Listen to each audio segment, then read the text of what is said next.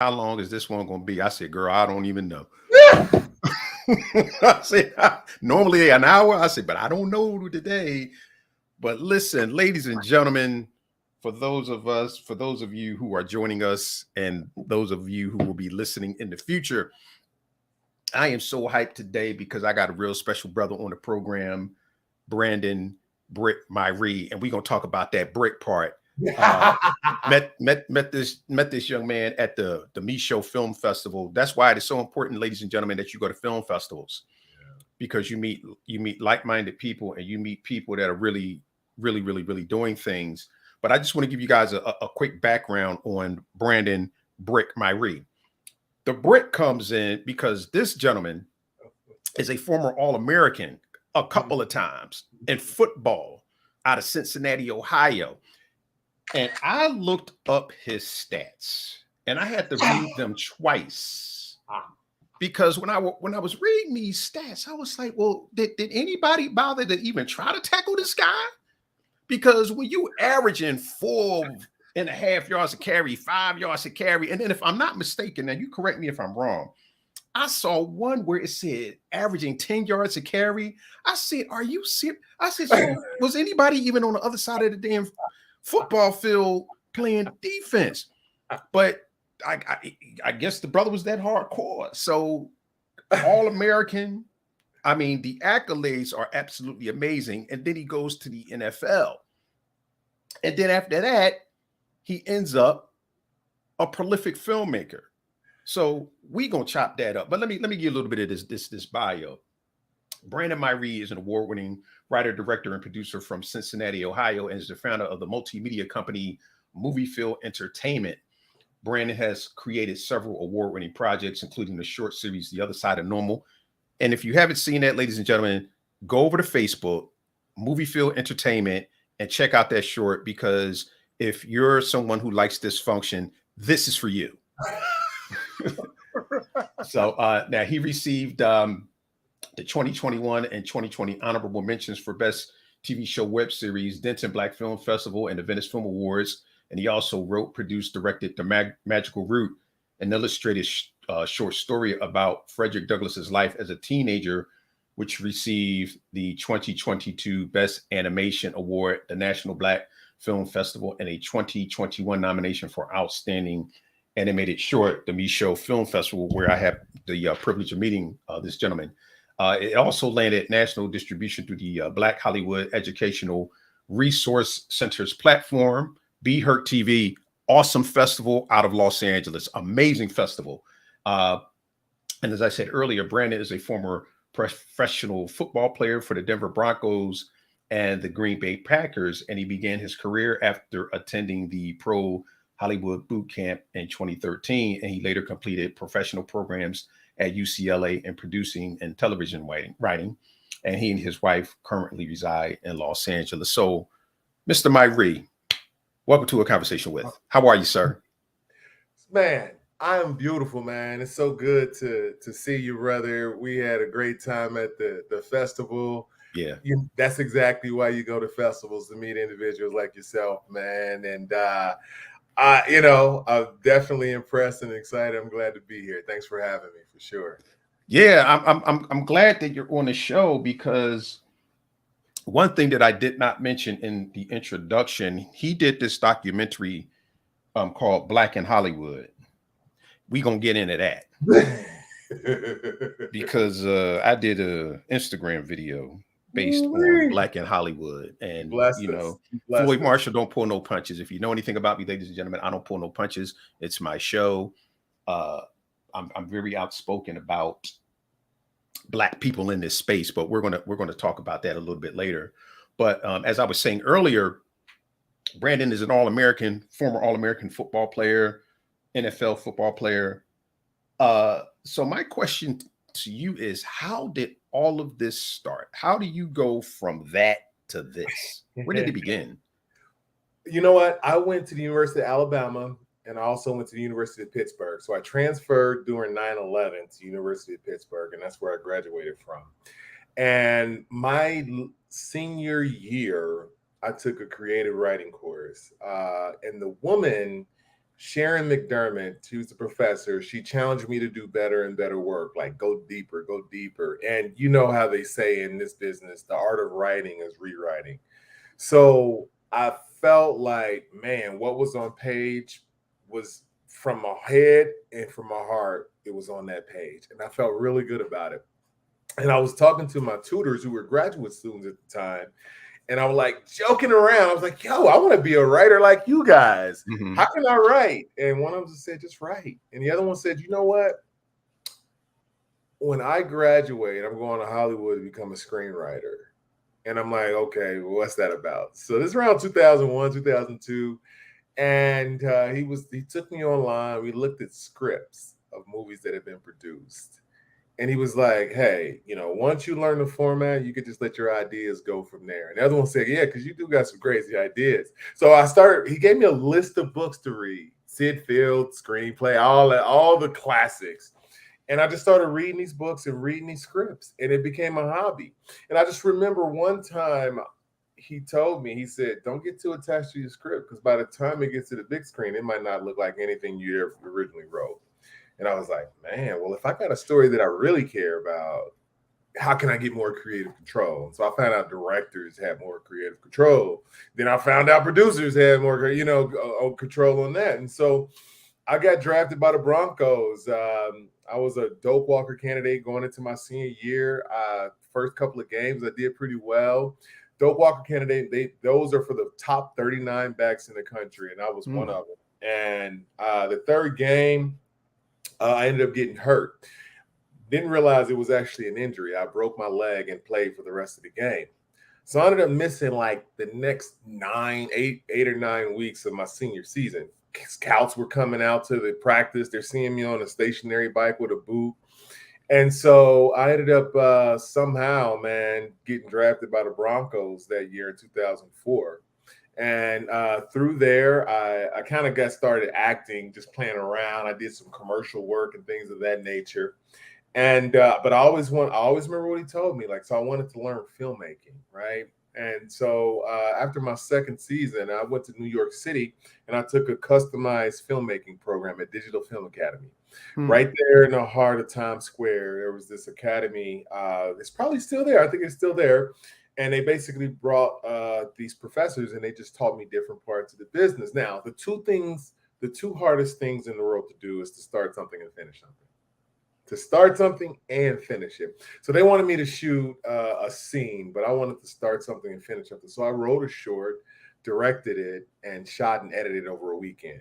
And like, I got the bug. Like, man, I'm like, okay, I got all these little short stories in mind. I'm like, man, you know how you get that bug. It's like, yeah. So 6 months later, I come across a gentleman. He had an entertainment company, and he focused on music. And he had a distribution deal with the independent distributor called Lightyear Entertainment, who had Warner Brothers for distribution. But it also came with the Warner Home Video distribution. And so I was like, I didn't really care anything about the music, but I was like, yo, maybe I can use this to get into the film. And I became co-owner of this company. And so while he was focusing on music, I was like, yo, we got this distribution, man. Is there any movies that you know about we can grab? We ended up acquiring a movie. It's about $1 million feature film that had never got distribution. It had Debbie Allen. It had, oh gosh, I can't think of my guy's name. Ernie from the Ghostbusters, black guy from the Ghostbusters. Yeah, I know exactly what you're talking about. And I had a bunch of people in it. Independent film about a homeless guy who was basically homeless by choice. And we put it through our system. I got executive producer credit and it came out. Right around that same time, I got hurt. My neck got hurt. And I was basically retired from the NFL. I got invited to a writer's conference. And I tell you what, let me tell you where Philly comes in. Because Philly is the first place I got my very first start in NFL in Philly. Oh, wow. But my coach from college called me And I said, hey, coach, I got a movie coming out next week. It's going to be in, Walmart, Blockbuster, everywhere you can find it. He said, I didn't know you were into that. It's like 2007. I said, yeah. He said, you ever seen this movie called Pride about these swimmers, black swimmers in Philadelphia, starring Bernie Mac? It stars Terrence Howard. And I said, coach, I love that movie. He said, well, I know the writer. And I said, coach, you got to put him in touch with me. He's like, I'll see what I could do. The next day, the guy calls me out the blue. We talked for like 30, 45 minutes. And so at that point, I didn't know I was going to go to that conference in San Diego. I got invited, but I told him, I told the person, maybe not. But I was like, you know what? I'm going to go to that conference next week. And then maybe I'll come up to LA and meet you and blah, blah, blah. And so I get to that conference. They have a pitch fest. Now, I had been working on the business side of things. I hadn't written anything since that time I was in college or directed anything. And so I focused on the business. So I didn't have anything to pitch.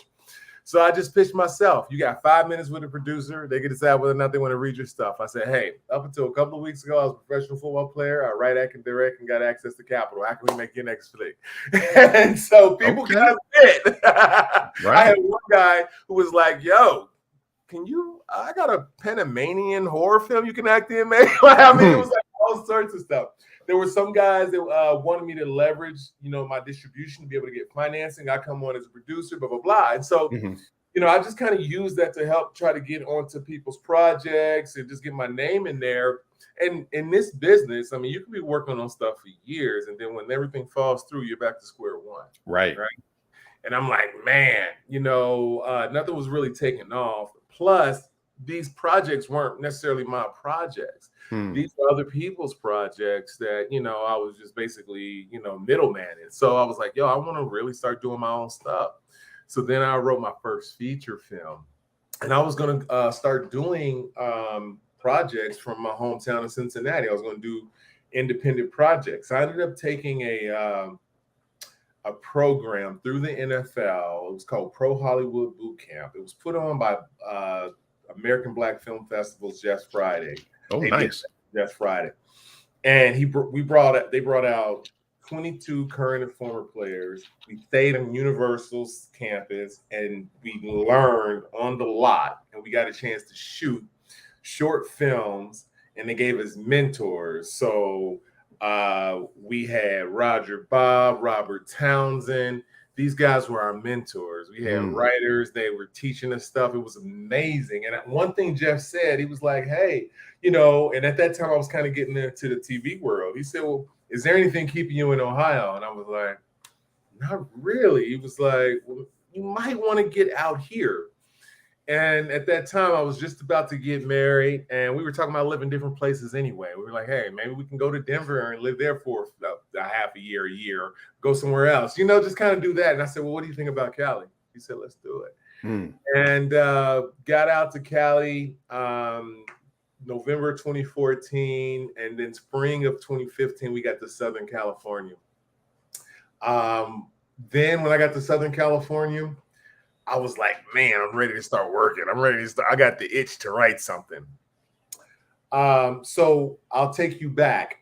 In 2013, I came out here for that program. I met up with a gentleman who was a cinematographer. He did a lot of stuff in the reality space, a brother, and was making great money in union, all that type of stuff. But it was like soul sucking. It wasn't stuff that he wanted. It wasn't the type of stories he wanted to tell. Right. So he kind of walked away from that and went towards he said he wants to tell his people story. You know what I mean? And went the independent route.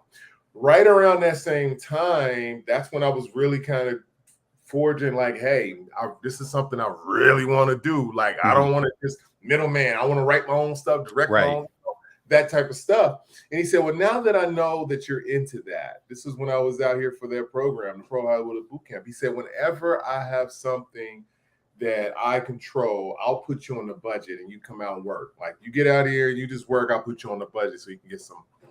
And so 6 months later, man, I got a phone call. He was directing a music video, and he put me as a second assistant director on that music video. And so, you know, people who have that type of character are the type of people you want to stick around. You stay around, you know what I mean? And for him to remember that, and not only remember it, but do it, you know, when he had an opportunity to just tap me, right? And so I was second assistant director to this actress, actually. And we all three got a chance to kind of have a great working relationship. Speed back up to 2015. I'm like, yo, I want to write something now. And I'm in LA. Let's write something. You know, let me write something. And I went back to that actress and I said, hey, I want to write something around you. And I went to him like, yo, I want us to shoot it. And they all jumped on board. This little actress was Taja V. Simpson. Taja V. Simpson is the star of Tyler Perry's The Oval. She plays Priscilla on The Oval for the last 2 or 3 seasons. I'll show you a picture of her, but neither here nor there. That's who I met her as a relationship, just from him calling me and putting me in. I was her assistant director on that project. Wow. And we ended up working on a web series together. So 2015, I wrote 4 episodes. 2016 in January, I took a course at UCLA, a producing course. It was 4 days a week. We have to sit down and we have people from the industry come talk to us for 4 hours, 3 hours a day, 4 hours a day. Met a lot of amazing people. At the same time, we started ramping up the shoot. We had 13 roles that we were trying to cast. We had 9,521 people submit for 13 roles. Yeah. It was amazing. And so we saw hundreds and hundreds of people over this time. And it was just an amazing, you know, to get that feedback in the room from, first off, from talent, you know what I mean? They just really kind of connected with the work. And, you know, I'm one of those gold people. So I was like, yo, squad, we built a nice team. I'm like, hey, in March, they have this festival. Let's have everything ready for the festival. And so we ended up start shooting in February, but we were doing the no budget thing, skeleton crew, and we got stretched really thin. We had shot one day 13 pages, and we were like, oh, we killing them. And then we shot another day 18 pages. It was all on one location, but it was like, oh my gosh, we're getting through it. When we go to, in this March, when we go to post-production, we realized that we lost some of the footage that we shot. Wow. So if you don't take the card that has the footage and put it on the hard drive, if you don't put it on the hard drive, you tape right over that footage. Boy. So we didn't have a DIT person that was in charge of that. So stuff gets left on the table. It slips through the cracks. Lesson learned. And I tell you what, I mean, it knocked the wind out of us. It really knocked the wind out of us. We were trying to still meet the deadline. I was trying to piece the story together. It just really didn't work. We all kind of disassembled. That project never released. We kind of just took the rest of the year just licking our wounds, man. I ended up starting in UCLA TV program, and I just used that to just, you know, it said we were coming out with 3 pieces of work. We're coming out with a spec and 2 pilots over 33 weeks. And so I just used that to just, you know, I wrote a spec. I ended up writing a pilot version of that web series that never got released, and I wrote another pilot.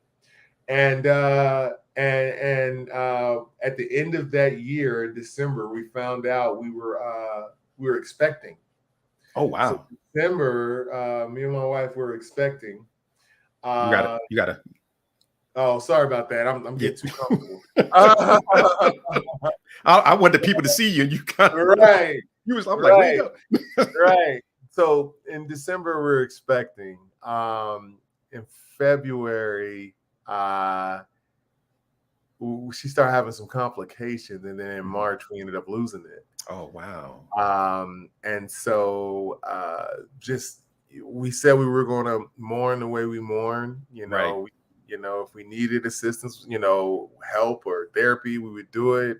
You know, we have very strong faith systems.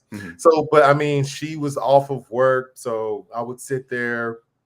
at the computer, she'd be in the bed, you know, and I'll just kind of like start pushing some of these projects along that I was developing. And at that time, since I was kind of like stationary, I was like, man, I'll start thinking about different forms of storytelling, start looking into animation, start looking into different things of that nature. And that's when I developed a project called The Magical Root. It's a story about Frederick Douglass. And I had read this story when I was a kid, and it just always stayed with me. And it's a transformative time in Frederick Douglass's life. It's the time that he realized that he was not a slave, but he was a free man in the slave's body. And that story is so powerful. So what I did was I got an animator, reanimated it, and I put a voiceover to it, music, and the whole nine. That became this project called The Magical Root. So 2017 was like the formulative time in that period of development projects. That's also around the same time I developed The Other Side of Normal. And so 2018, I started my production company. What I wanted to do is create small form projects that had long form companion. So a short film could be a feature, a web series could be a half hour or an hour. You see what I'm saying? So my goal was to be able to build an audience base, but also prove the concept and be able to knock on the door to some of these smaller production companies that have output deals with the majors. So if you have like a Juvie Entertainment, Viola Davis, Juvie Entertainment may, you know, I know a couple of years ago only had 7 people working there, right? But they had at that time an output deal. You know, now they're at, I believe, Amazon, right? Or they were at Universal before. So Gabrielle Union, she has her output deal. So Regina King royalties have several output deals on the table and things of that nature. So my goal was to be able to create this stuff and be able to shop it to them, you know? And so what happened is like, man, we realized that we kind of perfected the art of no budget filmmaking, right? And I was like, man, well, if we do a little something extra, if we had a little bit more of a budget, we can do longer form stuff. And so in that process, I wanted to create something with a niche that, you know, fit the African-American space. And that's where I created Black in Hollywood. And so Black in Hollywood is a docuseries that basically celebrates Black excellence and also talks about the intersectionality of being Black in Hollywood. And so I found 10 Black creatives and I interviewed them over a course of a weekend.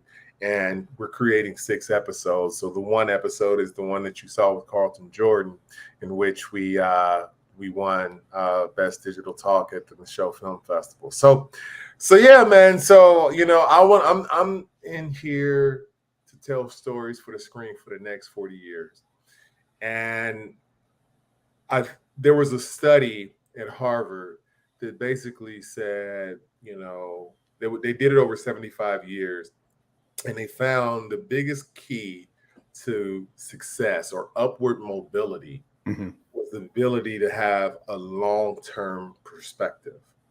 So what they're basically saying is that the longer you think into the future, the better decisions you make right now. And so I want to tell stories for the screen for the next 40 years. So, and I told my wife, I'm like, when we came out here, I said, I don't care who says no. I don't care who says whatever, but I'm going to just keep going. You know what I'm saying? And Absolutely. And there is a quote about cutting down a big old tree of tremendous girth. A couple of swings of the axe, it's not going to fall. But if you keep swinging and don't stop and keep swinging, eventually that tree is going to come tumbling down. And you can find anybody you want and pay them to hold that tree up, but that tree is going to still keep coming down. And I feel like that's with me in Hollywood. Hollywood is going to have to come to me eventually. You know what I'm saying? Yeah. You know, like, you know, so I'm just formulating my own stuff and building, and I'm chopping at that tree and just having fun, man, meeting some amazing people along the way. And yeah, I'm excited about what's in the future, in the present and the future. What that's beautiful. And it's interesting because I read that article where you talked about the Asian, I guess basically folktale about that tree. Right. And here's the interesting thing about that tree. And we're going to have to talk offline because there's an amazing organization that I helped found it. It's an offshoot of this organization called Women of Color Unite with Cheryl L. Bedford. We have now started Men of Color Unite. You was telling me about that. Yeah, so you're going to definitely have to be a part of that. But here's the thing: you talk about the tree, and you talk about Hollywood having to come to you, because we had that discussion yesterday, and it's all about building your own table. There you go. And one of the ways you build table is with wood. Come on. So if you're chopping that tree, you can then take the wood from that tree, right, and build your table. Come on now. And that's the beauty of this. Is why I love finding like-minded people and building relationships. Much like you talked about the gentleman. I wish you know what you met remember him. The one who interviewed you for that soundbite. Okay. That's him. I meant to tell you. Wow. Yeah, that was him. Okay. That's my guy. My guy. Yeah, absolutely. So good. You keep good people around you, man. You know, I keep a small, dedicated team. I tell you what. And the thing is that we all love what we do. If we're working on a project, we want to stick our foot in that project. You know what I'm saying? We ain't thinking about something else. We ain't thinking about lack of pay. Whatever we accept. And we going to try to do the best that we can do on that project. And I got him, and I've got an editor that's the same way. And we want our best project, our next project to be our best. And so those are the type of people that are iron sharpens iron people that really going to push you to just, continue to perfect your craft. I'm still wanting to get better, man. I'm working to get better.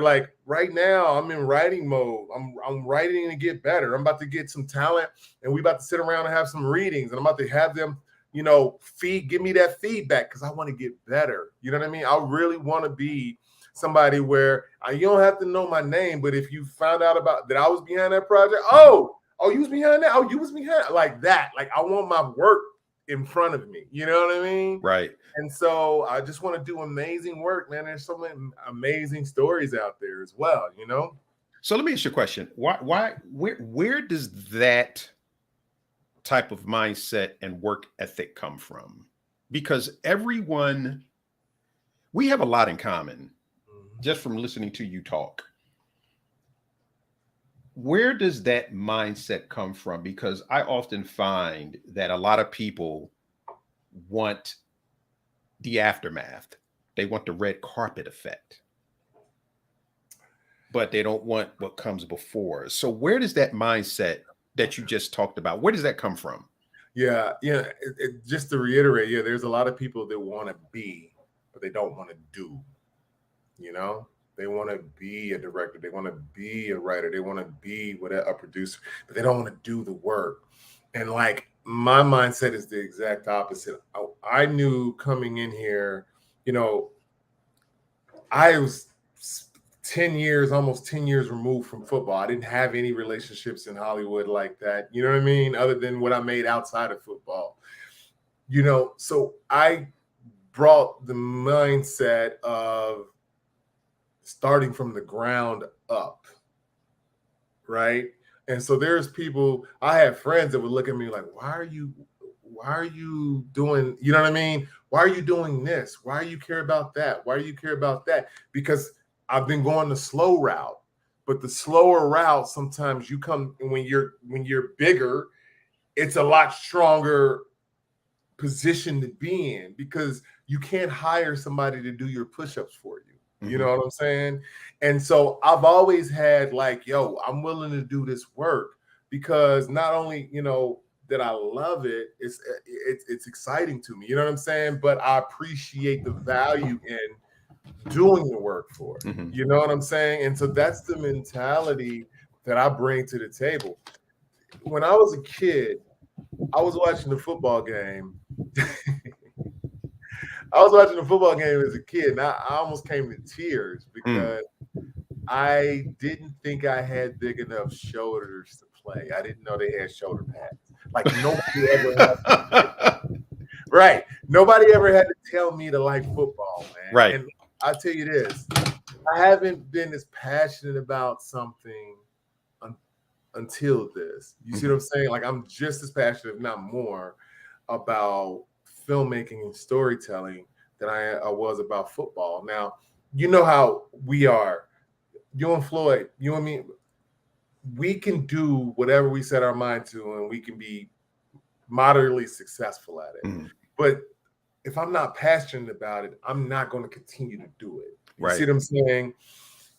This I'm passionate about. You see what I'm saying? This I love, man. I freaking love it. Like my friend of mine went to Europe. He went to Rome, and he told me that in Rome they don't have to-go coffee. So he was at the coffee shop and he was explaining he wanted his coffee to go, and the woman didn't understand him. And he's like, "No, I want to take it with me."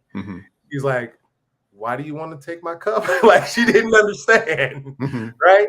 He said, "No, I'm in a rush." She said, "Oh, that's the problem with you Americans. You're always in a rush. Why don't you go do whatever you got to do and come back when you can enjoy the coffee, the atmosphere, and the environment, the people?" And he looked at her like she had an arm growing out her neck, like her. But he took her advice, and he said it was the best cup of coffee he ever had in his life, right? And I was on a location scout earlier this year, and I got hit with such an overwhelming feeling of humility and gratitude that I get a chance to tell stories for a living. And I got emotional. And I bet you when I'm bringing actors in for callbacks, auditions, or readings, they might be looking at me the same way he was looking at that lady, because I'm passionate about it. I love it. You see what I'm saying? Absolutely. This is what I love. I stick my foot in this. Like, let's go. I mean, it could be 2:00 in the morning. All of a sudden, people are wondering, where in the world is this energy coming from? It's like, yo, because I love this stuff. And when you have that, that's that X factor that helps you decide, like, okay, all this day-to-day stuff, it's not as big. It's not nearly as big. You know, right before the pandemic, I was working. I was doing temp work. And I had a guy, he was like, "Man, how do you get the energy to do all this stuff when you ain't working?" You know, because I knew I had filmmaking. Right. I knew I had that to fall back on. So even with you, like when you're on a bus or anything, you might have some issues and all that type of stuff. But at the same time, it's like, yo, you got something that you're passionate about outside of that. Absolutely.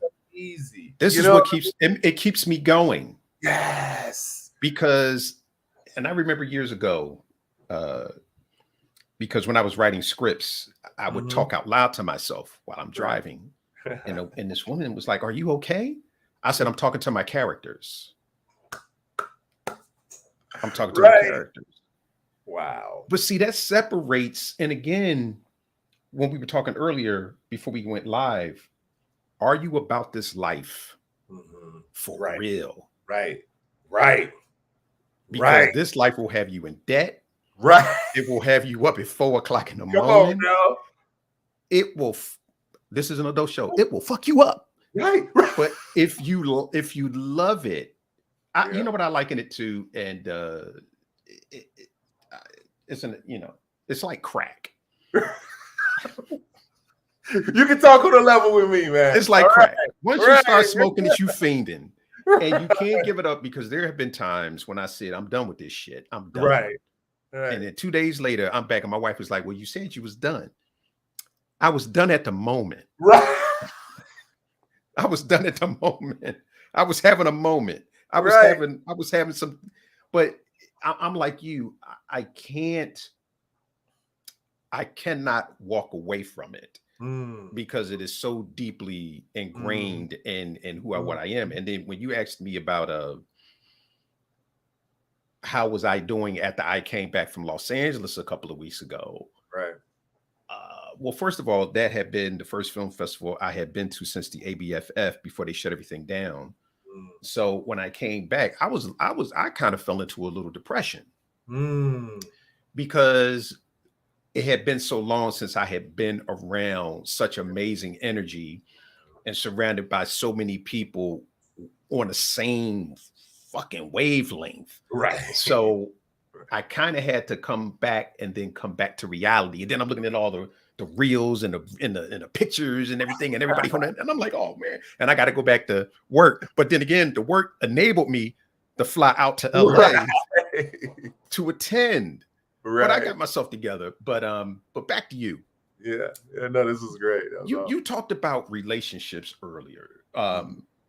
You know, the cinematographer, then the actress. Then I know her because I've watched the old. I just have to figure out which one she is. Yeah. But talk about that, because it sounds like for you, relationships are vital to your success in this. Very much so. Very much so. I think people discount the value of relationships, and not a relationship that can give you a hand up. I'm talking about what Issa Rae talks about, the horizontal relationships as we are coming up together, right? You know, there's people who move out here and they get involved with the wrong people, and this town can chew you up and spit you out, and they'll move back home, and because of the people they've been involved with, you know what I mean?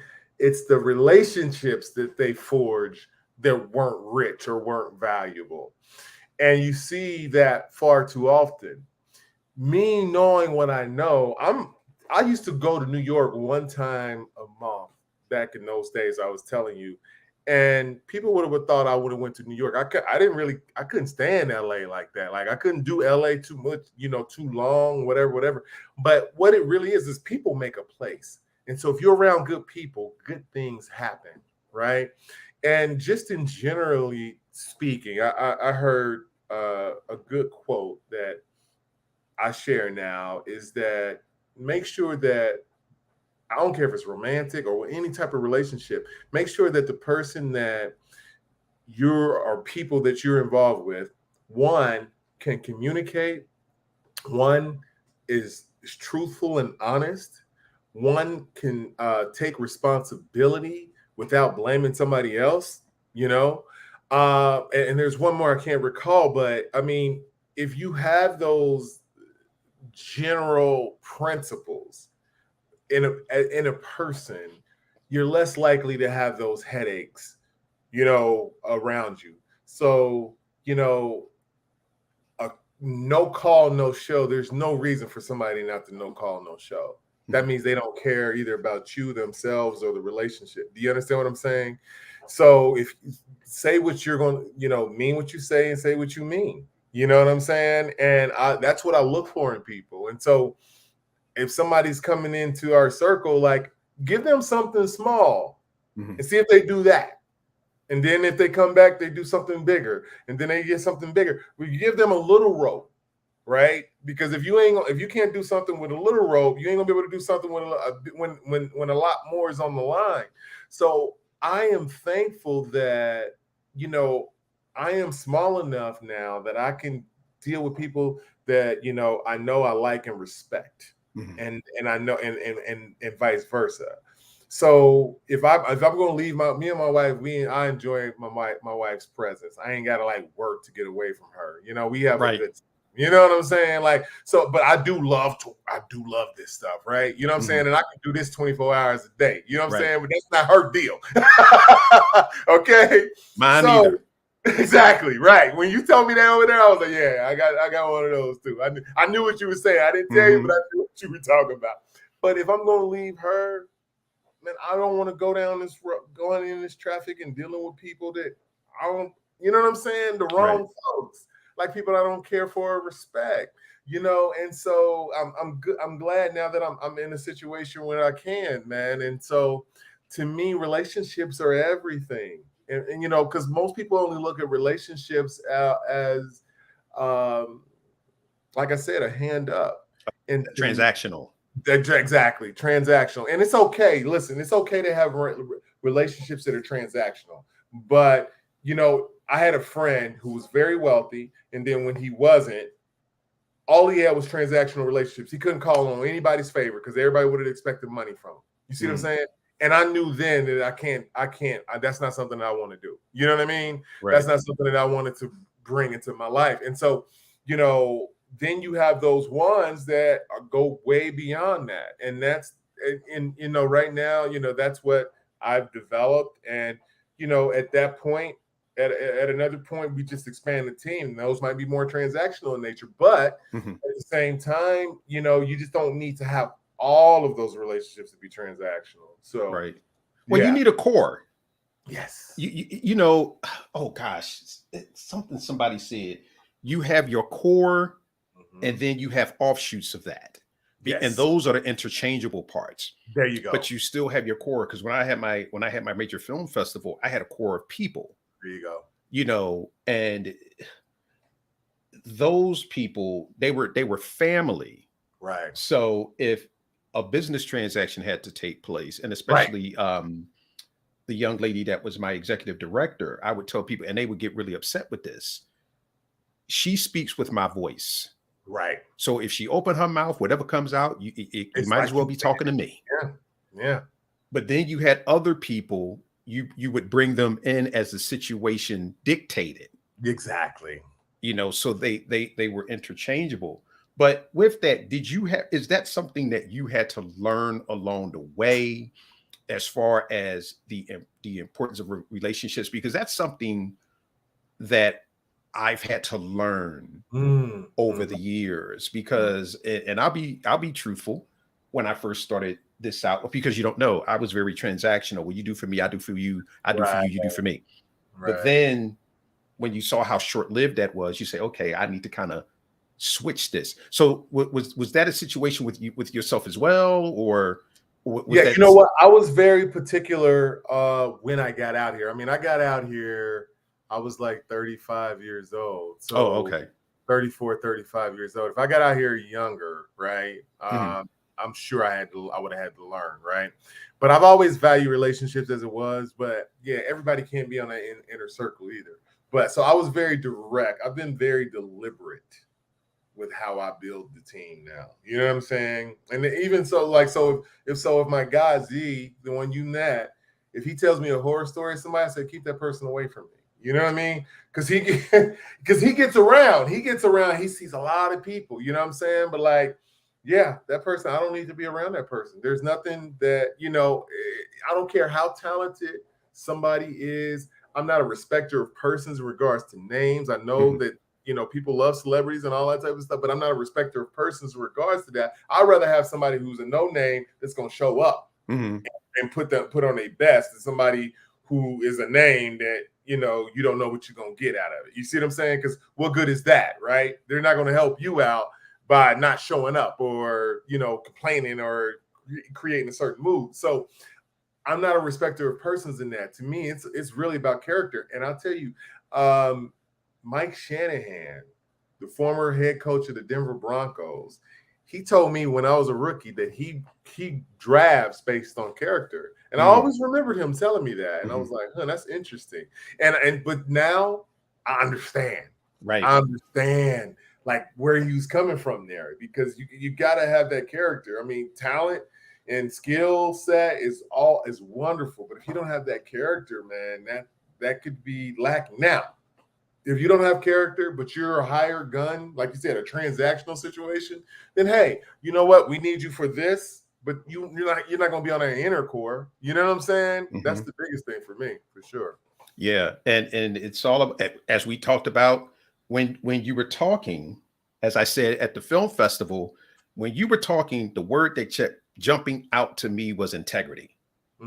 That's the word that kept jumping out, because I was like, see, and I'm gonna tell you right now, I'm very guarded with my energy, and I'm very guarded with the people that I decide to deal with. So if I deal with you, there's a reason for that, because my thing is I'm all about energy. And you had a phenomenal energy. So I'm sitting there saying, see, that's a brother I need to get to know. Right. Because people are like, well, Floyd, you're a little standoffish. No, I'm just very protective of my energy. Because like you see, here's the thing, ladies and gentlemen. and I'm not going to talk too long because I don't want to get preachy. But here's the thing about this business. You are on set from 12 to 18 hours a day. So you better be on set with people you like. Oh my gosh.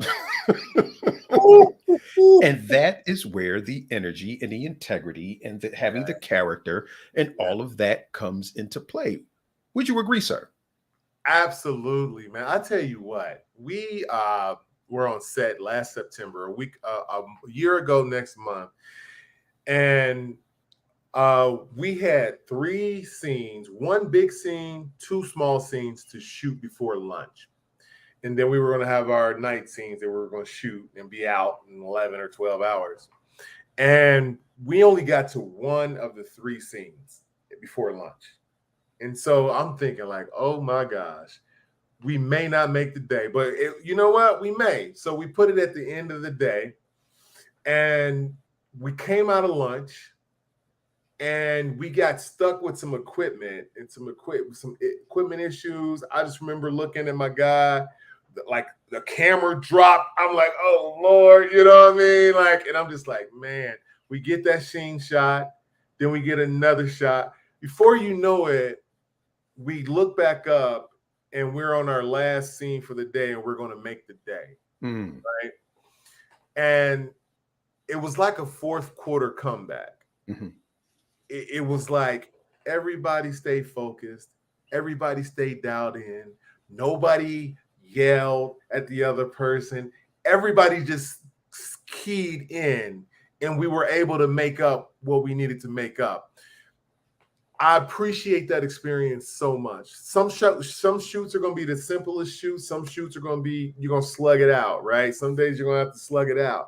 And that was the one where I was like, man, I was really impressed with our crew for just staying dialed in and not, you know, and I really try to foster an environment of positivity, cooperation, appreciation, and I don't want anybody yelling it, raising it. Everybody's adults. Everybody, you know what I'm saying? I don't need anybody talking to nobody crazy. You know what I'm saying? This is love. We all remember where we were when we first got into this business, and this is what we love to do. So let's bring that same love and passion to these projects. And so I was so appreciative of that moment that it didn't get sour. Everybody just stayed dialed in and was just like, and before you know, we look up and we're like, oh my gosh, we're about to make the day. I'm thinking in my head, in my head, like, oh, okay, I'm gonna have to schedule this, you know, to come back out and shoot. And man, I tell you what, we pulled it out. And I tell you, it's one of those things where, you know, there's people that, you know, I've been on sets since the pandemic. There was a set I was on during the pandemic, and one of the producers didn't know how to talk to people, was a very disturbed person. And to the point where, you know, there'd be a PA walking around and say, oh, such and such is in a bad mood today, you know, and just like, no, you know, and this was a Caucasian person on a primarily Black television show. And I'm like, man, I don't want that ever to happen on any of my sets. You feel me? Ever. Like, yo, like I can't have that on sets. And so yeah, I mean, listen, if you're dealing with professionals, if you're dealing with people who are competent, know what they're doing and all that, and then if you have a couple of people who don't, and you know everybody's working through it, we're still gonna get our shots, we're still gonna get what we need, right? You know what I mean? We're still gonna get this in, but we gotta find a way to make sure that we communicate well. You know what I mean? Yeah. Interesting. You recalling that story. This is gentleman that I listen to because I'm very big into personal development, because I think that helps make you a well-rounded filmmaker. Right. And this is a gentleman that I listen to, John Maxwell. Yes. And he talks about leadership and leaders. And he says the mark of a good leader is someone who knows how to follow. And you strike me as someone who follows. And that's why people don't mind following you, because you lead, but you follow. Right. You go to the other set. Right. He's yelling, screaming. Nobody's following you. I'm here to collect this check. But guess what, player? I'm going to do just enough. Right. I'm going to do my job. I'm not going above and beyond. Don't ask me to do that, because you're not the type of person that I would do that for. But just listening to you, everybody was probably saying to themselves, we got to get this done for Brandon. We got to get it done, you know, and it's all how you lead by following. Because if I say this all the time, if you are not willing to do it, right, how the fuck do you expect the people that you got on your set to do it? That's real. If they're not seeing you saying, well, yo, we gonna rock out to 3 o'clock in the morning and I'm here with you, That's real. you know, then they're like, shit, I'm leaving too. Right. That's the way it works. Real. Yeah, that's so real. I don't like to give pieces of advice that I wouldn't take myself. You know what I mean? So there was this young cashier at the grocery store around the corner, and she was in school to do something. Are you a Vita? I don't know what that is, but she's telling me a little bit about what it was. But she dropped out halfway in, and she needs like another year of schooling. And so I was telling a friend that's an actress, this actress, she likes making money. So she has like 2 high-paying jobs, right? And so I was telling her, like, in the case of this girl, this cashier, she knows that, hey, if she took a year off from work or doing that type of work where she was working daily and struggled just for a year, she could be living and following her passion after a year. You know what I'm saying? Just that sacrifice for a year, and she can live the rest of her life in her passion. You know what I'm saying? And I was just like, hey, you know, I know you like money, you know what I mean? But you might not need both of those high-paying jobs if you want to just put more into your craft of acting. You see what I'm saying? I said, unlike her, you don't know when you'll take off. You've had some amazing roles. I get it. You know what I'm saying? But there is some sort of sacrifice there. You know what I mean? That you may have to make. But there's a quote that I heard a producer say. He said oh gosh, I can't think of this writer director's name, but he basically told, he ran into him and he asked him for advice, and he told him 2 things. Robert Altman, he said, basically, the only time you lose in this business is when you quit, and you got more time than you think you have. Yes. And I always keep that in my mind, because time works a couple of ways. More time in a day, you've got time to work a full-time job and get to work towards a pension and still do what you do, right? So that you got more time. Some people are doing the same thing that you do and can't fathom doing anything else. You see what I'm saying? Because they feel they don't have the time, right? But secondly, like, you know, he was saying, as he was writing on a story or writing on a craft, he had time to get it right. You know what I'm saying? And make sure he took a time. And if it took a couple of years to get that story right, that's the difference between that thing doing 100 million and that thing barely, you know, making the budget back, right? You know, so yeah, it's very interesting. You know, there's so many different. It's good that you are a personal self-help guru and in this business, because I think it lends itself to benefiting people as a result of it, because people don't know how much they need of that in this industry. Do you understand what I'm saying? Like, some people might think they need to understand the craft of acting, but no, they might need to understand more of how to lead and how to follow it. You know what I'm saying? Yeah. It's good that I can tell that you're in this space and that you see the benefits from both, because you can bring one from one spectrum and bring it out into this spectrum. So it's very interesting. It's good stuff. But you know what is interesting, because you can't do your best on set if you're not your best. You can't.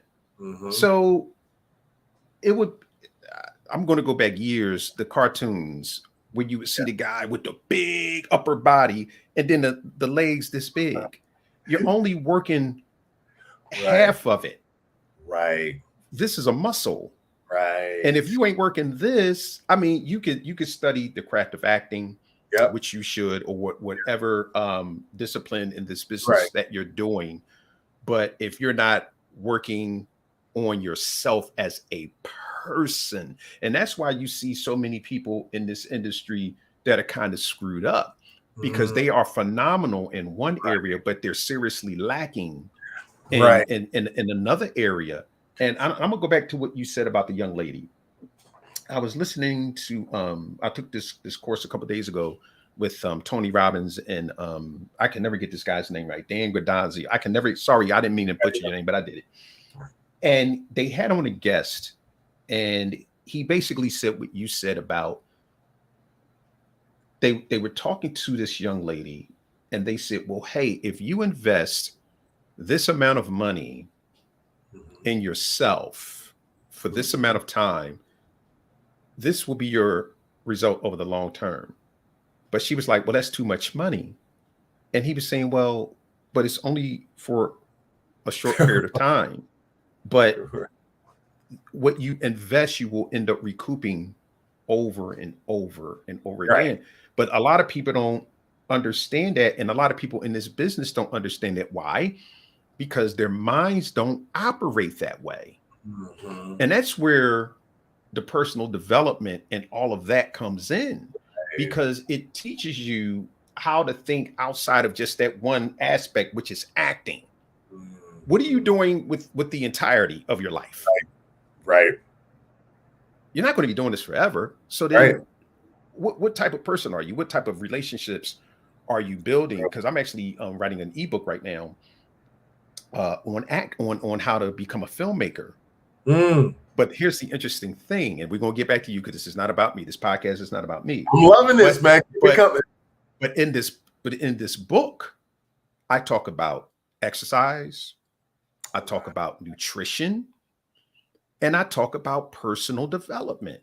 Because again, if you're on set and you're chopping down donuts and all of that, how do you then expect to get on camera and give a good performance when you've just ingested all that crap?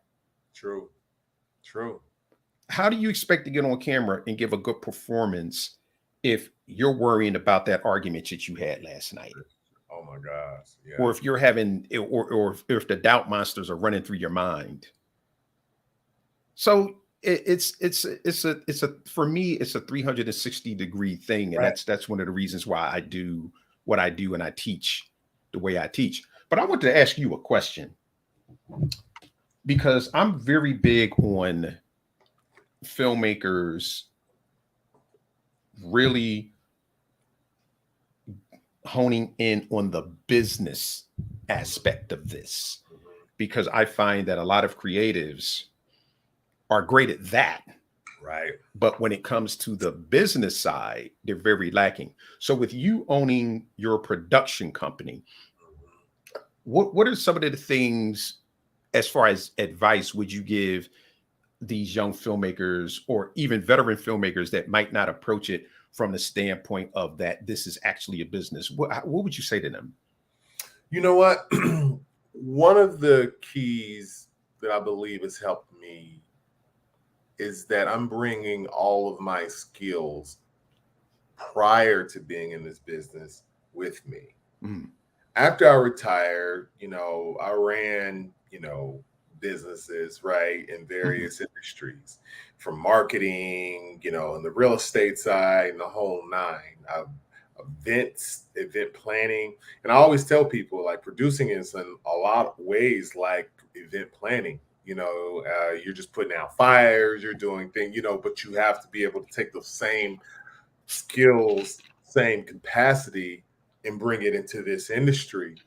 And so I really believe that I have been prepared for this moment. You know what I'm saying? To be able to, like, oh, okay, this is a gap. Okay, I can fill this gap, and I know how to fill this gap, right? So what is familiar to you? Familiarity breeds complacency. So there's things that you are phenomenal at that you don't even think twice about is because you're so close to it, right? And I want to let people know to take inventory of the things that are easy to them and they're good at, and take those same skills and bring it to this business to be able to enhance themselves. So to me, I love the fact that I've been writing for almost 20 years now, right? And I have that creative element. But then if I have to write as a producer, because I know I want to shoot this myself, right? I know how to write with that business, that commerce in mind, right? So I'm able to blend both the business side and the commerce side. So I'm going to tell people to make sure that they understand that nature, because I'm right now working with a good homeboy of mine that is an actor, but he is in a process of now writing his own project that we're producing, right? And he's getting into that commerce side. So this is what I told him. I said, hey, the guys that you've seen, that you know personally, that you've seen in an audition room, they're no longer your competition. You got to think now as an executive producer, right? And so that's not the competition anymore. So you have to be able to talk to them, what was once your competition, as a producer that can possibly lend help to this project in the form of their skill of acting, right? Their craft of acting. So those are the things that I believe are necessary for creatives to be able to take inventory of. You know what I mean? Right. And you mentioned something, and the first word that popped into my head was transferable skills. Oh, there it is. And, Absolutely. you know, when I talk to people and they're saying, well, I do this. Well, you know, they do that in Hollywood too, right? Well, I do this. Well, they need hairstylists and wardrobe people and accountants and stuff like, well, I can't do it. Well, that's where learning the business. You know what? Listen, let's kind of lead into this Black in Hollywood right quick, because yes, sir. Here's the thing. If you watch a superhero movie, a Marvel movie, you see 3,000 names come across that screen at the end of that movie. And these are jobs that pay maybe $700 a day. They're working on these 2 or 3 months. They're getting their 20, 30,000, 40,000 in a couple of months, and then they go on to their next project. But you could probably count on one hand or two hands how many Black people are on them in those.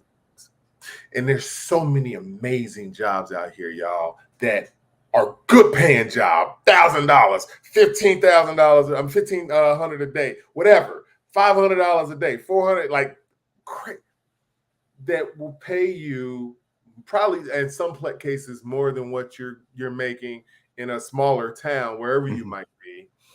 And you get to be adjacent to the industry, working on very interesting projects. And I just asked myself, like, how many Black people are benefiting from that? You know? And it's a situation where we need to be able to take advantage of that more. I really believe there's so many jobs removed from the directors and actors and producers that are out here that are good. These are union jobs, y'all. These are like high paying, nice, solid, you know, amazing work that you can be doing and using your skill set that you have right now, and working on a feature film or working on a television show and all this other stuff, and be, you know, in the industry. And we're not seeing a lot of that. And is my desire for people, because here's the thing, you know, Hollywood is just concentrated with people who move from somewhere else for the most part, right? And just stayed here, right?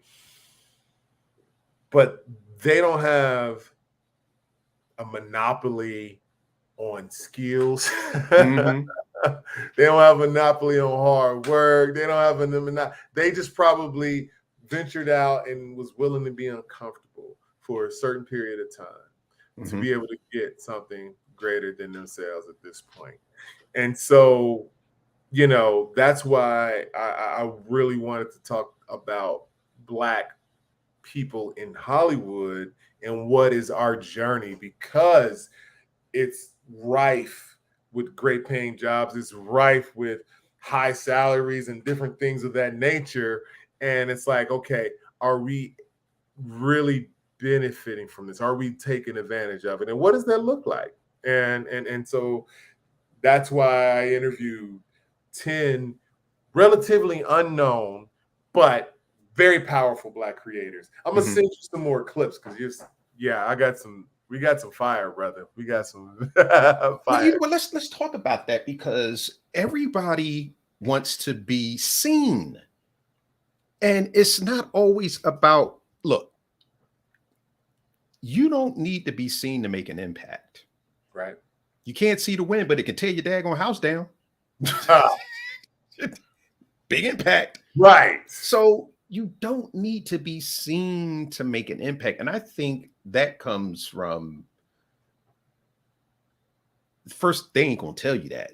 Ain't nobody gonna tell you, yo, it's a $1,500 a day job out there. They ain't gonna tell you that. So it's up to the very minute few that are in to actually educate more of the masses to say, hey, do you know? And it's a woman, Micheaux Douglass, and she's a television producer. And she talks about this all the time. How, you know, if you're an accountant, somebody got to keep the books. Oh my gosh. If you do craft services, I mean, if you have a catering company, somebody got to eat on set. Come on now. If you're a tailor or a seamstress, I do think clothing needs to be repaired. Electrician, HVAC, everything that you see in the regular world is on a film set. Right. It's on a film set. They need light bulbs. You got to screw lights. Right. You know what I'm saying? Tire on the car went flat. Somebody got to fix it. But I think it's just a lack of education for our people, and they concentrate so much. I want to be and there's nothing wrong with I want to be an actor. I want to be this and that, because that's the glamour. But if I'm making $1,500 a day, you could be glamorous over there all you want, because I'm clocking this money, and my house looks as nice as yours. You're right. Very much so. Listen, you know, there is nothing wrong desiring to be in a visible field. And absolutely not. You may be working some other job somewhere else, but you could do that same thing here, and you could be making a lot more money. You could be a lot closer to the industry, and you could still be investing in yourself and getting a lot closer to those ridiculous opportunities that come with it. You know what I mean? So the world is your oyster, man. I mean, I think so. People don't know how close they are. Like, I know we're far away, but at the same time, we're still close. A lot closer than we might think we are, if that makes any sense. Oh, it makes perfect sense. Like, I think we're a lot closer, and I think people don't realize that. They think the jump is a lot further, and it's really not. Yeah. And see, ladies and gentlemen, if you guys don't think that personal development is something vital that you need, I'm about to tell you a story. I was listening to Ed Milet a couple of weeks ago, and he had a branding specialist on, and the gentleman talked about this concept that was taught to him, and it was called, and he basically talked about people not being as far away or closer than they think. And he said, on the one side, you have the influencers, you have the people that have made it, and on the other side, you have the people that are up against this wall, and he called it Sheehan's wall. And he said it's a very thin wall, but it's virtually unbreakable because people don't know how to get through it.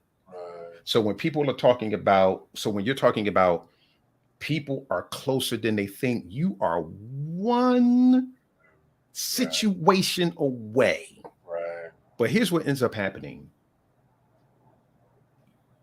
You give up and you turn around and walk away, not understanding that if you took one more hit at that wall, you break through it. And the people that make it, I'm going to preach this little thing about personal development, because it gives you a certain mindset to understand that when things get bad, right, it's only for a season.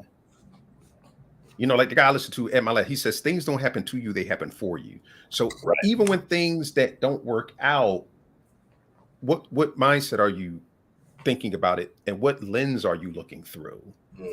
And oftentimes very, very successful people, and I'll just say this to everyone, go look at all of the very successful actors, actresses, cinematographers, directors, writers.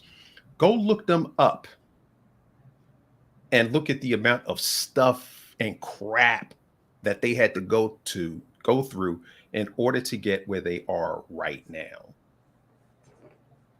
The road was horrific, but here's what they didn't do. They didn't stop. Like you talked about earlier, the hardest thing to do is to start and finish. Yeah. But let's talk real quick about the 10 people that you interviewed, because I'm really interested, because the one that I saw was absolutely phenomenal, and I can't wait to see the other ones. But what were the ranges as far as the positions, the disciplines that they were in? So writer directors, I put some talent that were in front of the screen that are working actors that people may or may not recognize by name, which is great. I thought that was wonderful. I have an Emmy and Peabody Award-winning editor who blew my mind about some of the stuff that she talked about in post-production.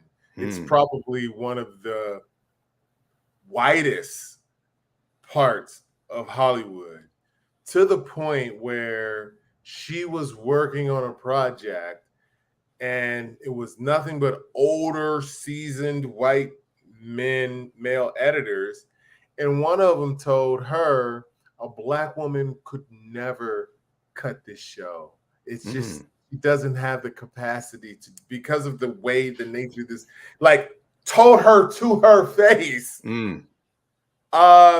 And she went on to win multiple Emmys now, and is nominated for an Emmy right now. I'd be like, so I couldn't cut that, right? I'd be washing my underarms. Yeah. Do you own one of these? We have one young lady who is in animation. And she talks about, in animation, they do these read-throughs. It's not necessarily with the actors. They take some of the people who work in the animation and they just kind of read it. You know what I mean? And she's always lived in the suburbs. She's never, like, she's may have been one or three Black people in their entire school. And so she reads something. She's not an actress. She's a producer. She's in a production side of an animation studio. And after they had a little read through, the director came to her and said, you think you could say that a little bit more urban? Yeah. She said, whatever do you mean? I don't know what urban means. I've always lived in the suburbs. Like it mattered if you lived in the suburbs or if you lived in the hood. Right. What? And so it's, you know, it's funny because you have people outside of our culture think it's one way to be Black, and Black people are not a monolith. No. And there's 42+ million Black people here. And, that means 80 million, 120 million different opinions, right? Because we are all over the place. And so there's a young woman who's a writer, and she said if she would have been at a majority white writers' room when she started, she probably still wouldn't be. She wouldn't be in this industry in this day. And she said because some of the thoughts that they have about us that are so off base, you know, would blow your mind. And it shapes the images and the videos and the storylines that we see based on what they think of us.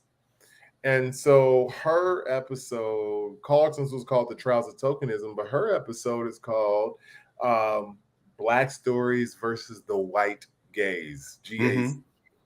And, you know, being able to tell truthful, whole stories surrounding Black people that reflect the range of our experiences, you know what I mean? Which is just so fascinating. There's this one actress, she had a manager, an agent that would told her, hey, to get on, you got to go out for the stereotypical roles. So you got to play sister girl. You got to play this and this. You got to play the gold digger. I'm sorry. That's just how it is. And that was another woman of color who was her manager, her agent, telling her this. It was a Asian woman, I want to say. So, you know, you had, when I tell you the wealth of stories and what's amazing about it is that it's not unlike what's going on in corporate America. Just like you said, how liberal Hollywood is supposed to be, but people are still having the same experiences that people outside of Hollywood have. You know what I mean? It's the most unliberal liberal place I've ever seen in my life. Right. And so it's like, you know, at what point do we dissect ourselves in this industry and say, hey, you know what I mean?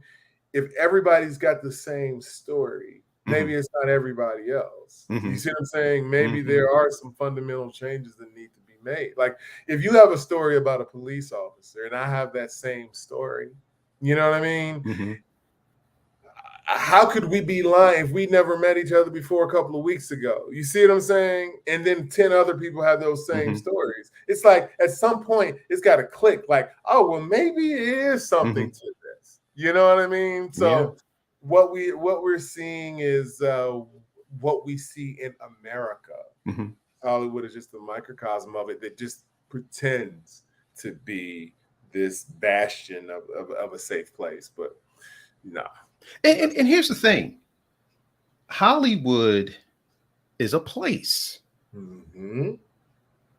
It's where you go to work. Yes. So people with a certain ideology go there to work. Right. And if you are of a particular mindset, you don't say, well, you know what? I'm about to go to my Hollywood job, so I'm going to set that mindset over here until I get back home. You're taking that with you. There you go. I've had it happen to me. I've been in auditions where, and I read the size, and then the casting director says, well, can you read that more Black? I said, okay. And I read that shit the same way I just read it. Now, if that's not Black enough for you, Mr. White Man, who ain't never been Black a day in his life. Right. I've been this shade since I came out my mother's womb. Right. So you telling me to be more Black? I'm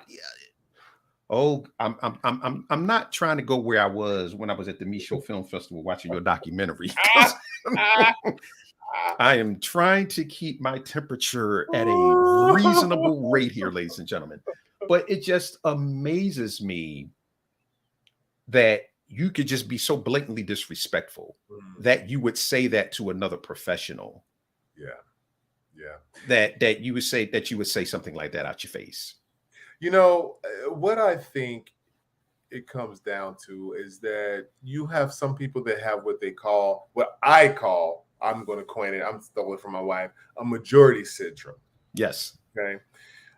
They think about issues from a standpoint of being a majority, right? And they have no idea of what it's like to be a minority in this country. Mm-hmm. So what I would equate it to is me looking at ancient history through a modern lens. Mm-hmm. Let's just say I go to 2,000 years ago, time of Christ, and I say, oh, well, what if Jesus, why didn't he read the blogs of what was going on about him? Maybe he knew they would have probably, they probably would have been trying to set him up. You see what I'm saying? Like, do you see how idiotic that sounds, right? But they have to remove themselves, that mindset out, and look at it from a different perspective in order for it to make sense. And that's where I think the idiotic questioning comes in, is because they're not seeing it from any other perspective but their own. Because they don't have to. Yes, exactly. You don't have to. When you're running things, you don't have to look at it. I have to supposedly conform to your way of thinking. I'm so glad that people of color are saying enough of that shit. We're just going to do our own thing. Right. So right. You keep thinking like that, we're going to keep moving over here and doing business. But they think that way because they don't feel as though they have to. And then when you call them on it, they're like, but I never thought that I was being that way. Really? Yeah. Really? Yeah, they've never. Yeah, you're right. They don't have to. They don't have to. When I put a thumbs up under somebody's post, that thumb is going to be a white thumb. I've got to hold down on that button before 5 shades of thumbs comes up, and then go to the 4th or 5th one to find my shade. Right? Way in the back, even in the damn emojis. Damn. Good grief. That is a microcosm of what we have to deal with. And they don't think about it. They don't have to think about it. LaCora. Of course. Yeah, well, we met. We talked around the same time. Y'all met. That's right. Yeah, because she was DMing me last week because I think her nephew, big time football player, and she was like, just send her well wishes. And I was like, oh, yeah. So, I sent her and she hit me back. She said, Floyd, she said, you're going to have to brown that up. She said, you're going to have to brown that up because I'm sending all the fists, but they weren't black. They weren't black fists. Wow. She was like, Floyd, she said, my brother, she said, you're going to have to brown that up. So then I had to go to my phone, my 13, and had to, there it is. And I had to find the brown fist buried way in the back. And she says the black thumbs up. I'm like, yeah, you're right. There it is. But it's so subtle. Yes. It is so subtle. You know what? I just read maybe a couple of weeks ago, there was a study done that showed that Black and brown kids who watch TV, their self-esteem goes down. Mm-hmm.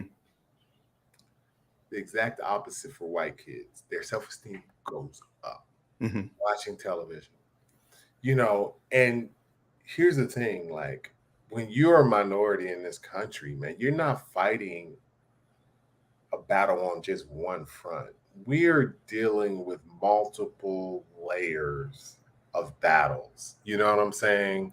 When we're trying to get into college and we realize that, hey, we need certain ACT, SAT scores or what have you, right?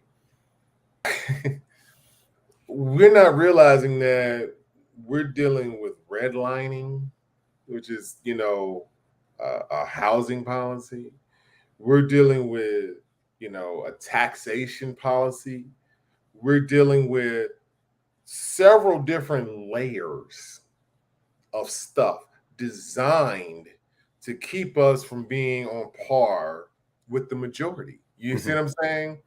And when I heard about you know, that think about how much we've got to fight to balance that, to counteract that. You see what I'm saying? We got to do that through the images and the stories we tell. We got to do that through our education.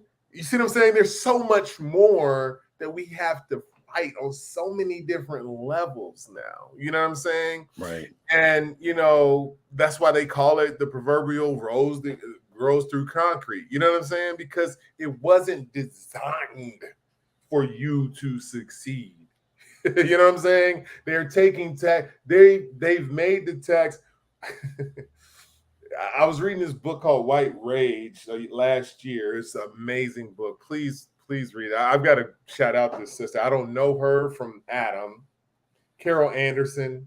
It's an amazing book. It's an amazing book, but it's the unspoken truth of the racial divide. But she breaks down every instance where they had an opportunity for equality to really be achieved, how they've undermined it. You know, when Sputnik was launched in Russia, and then they was like, oh my gosh, the Russians are in the moon. They started to fund schools and educations, but they totally forgot about Black schools. And then when integration happened, that's how the private schools became about. And then how they be able to use the tax structure of the tax base to fund schools and make sure that Black schools weren't being funded adequately because of the housing situation, because we weren't given houses and loans. And it's amazing. But, you know, so we're fighting a battle, you know, on so many different fronts, and it's invisible. We don't see that. All you see is the score. All you see is this. All you see is that. You don't even know how many other battles we're seeing. And that's what we're fighting against when we're, you know, when we're talking about this stuff in Hollywood. We're battling layers. Think about the Golden Globes, the Foreign Hollywood Association. Think about this. They had not one Black member. Okay. Not only that, they were flying members of cast and crews like on extensive trips, right, to woo them. You know, they were their members were getting wooed. So if it was a Black show, right, a relatively Black show that wanted to win an award through them, how many? Okay, they got no Black people, and they're taking members of the foreign press on nice paid trips.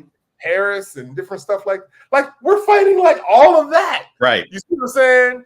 And then when they decide, okay, we want this show to win something because that's what we decide. They just throw it upon us when they feel like it. You know what I'm saying? And so one year, a bunch of Black people can't complain about this. You see what I'm saying? But structurally, we're fighting through all of that. No Black members.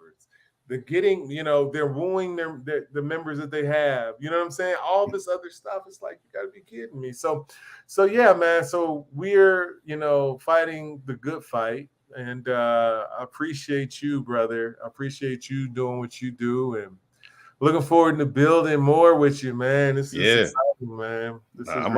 We're gonna definitely do this again. But it's so funny, that conversation that you just had. I had this conversation with my wife last night. No. Because she was like, are we never satisfied? I said, hell no.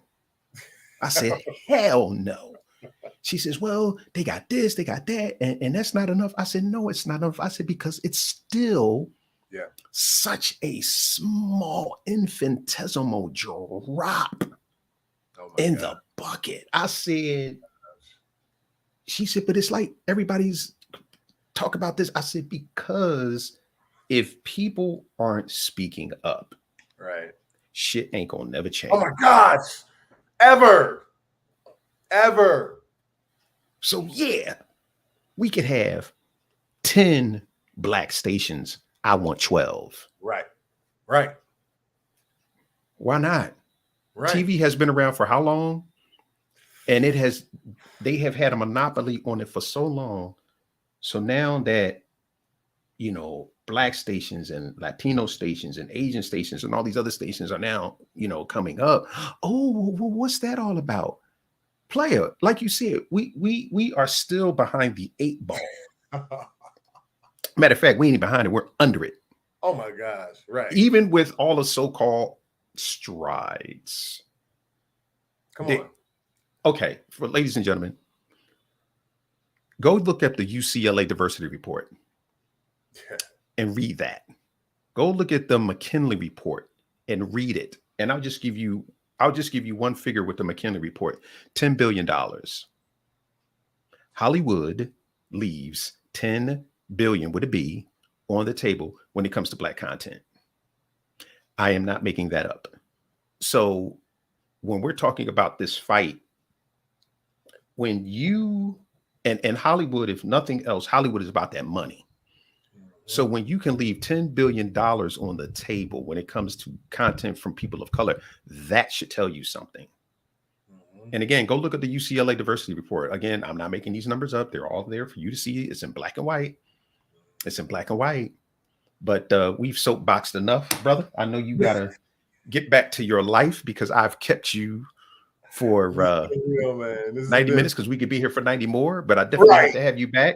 And I would love to have you and a few of the people from Black and Hollywood on here, and we can. I got Carlton on deck for you. I've got Miranda on deck. Listen, I'm gonna send you.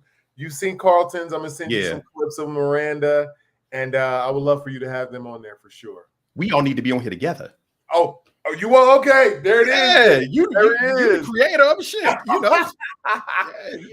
Like I said, I want them out in front of me, man. You know how that go. I want that work out in front, brother. But you know what? I tell you what, we'll do it this way. I'll have them both on, and then there's and I kind of gotten away from it, you know, with everything going on. I'll have them both on, and then there's a segment that I usually do called Building Tables, where I usually have 3 to 4 people, and we sit around talking about how we build in tables. I love it. I love it. We can all do it. Go ahead. No, I'm saying that we can all just come on and chop it up that way. Say less. Are you guys got any screenings? Y'all do in-person screenings or anything out there yet, or what? Yeah. Everything's back to normal. Good. So you thinking about flying to Philadelphia? Hey man, you know you might have to bring Black and Hollywood out there. Have a nice man. Look, that you know what, that is definitely something that people need to see. And I'm not just saying it because you know we're talking. It is definitely because again, if you don't know what you do not know, right? In order to get better, you have to find shit out. That's true. So what's next? Good talk. Oh man. I'm finishing up Black and Hollywood. I want to have 6 episodes. So that's like where I'm at right now with that. I'm going to be in Detroit with 3 projects. I got The Magical Route. I've got Black and Hollywood. I've got The Other Side of Normal. I'll be at the Detroit Black Film Festival, man. That's going to be September 21st through the 25th. So that's Micheaux. Huh? Micheaux. That's Micheaux Favors. Oh, yeah.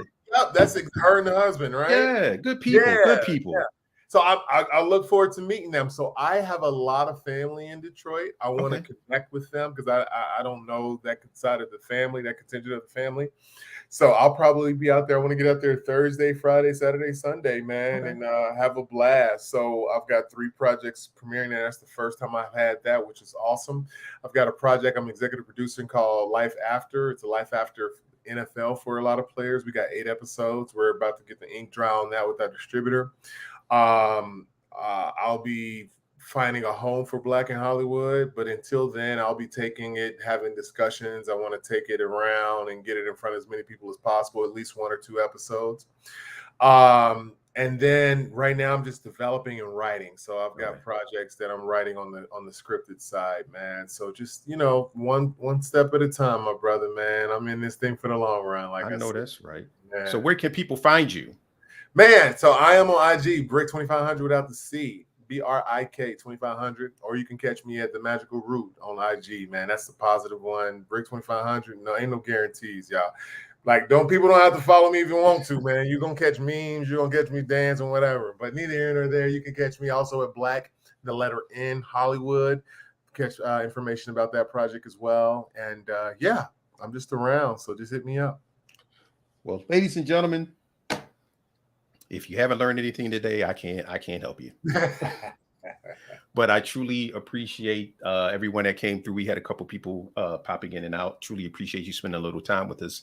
And for those of you who are going to be listening, you are about to, and I hope that you were well fed.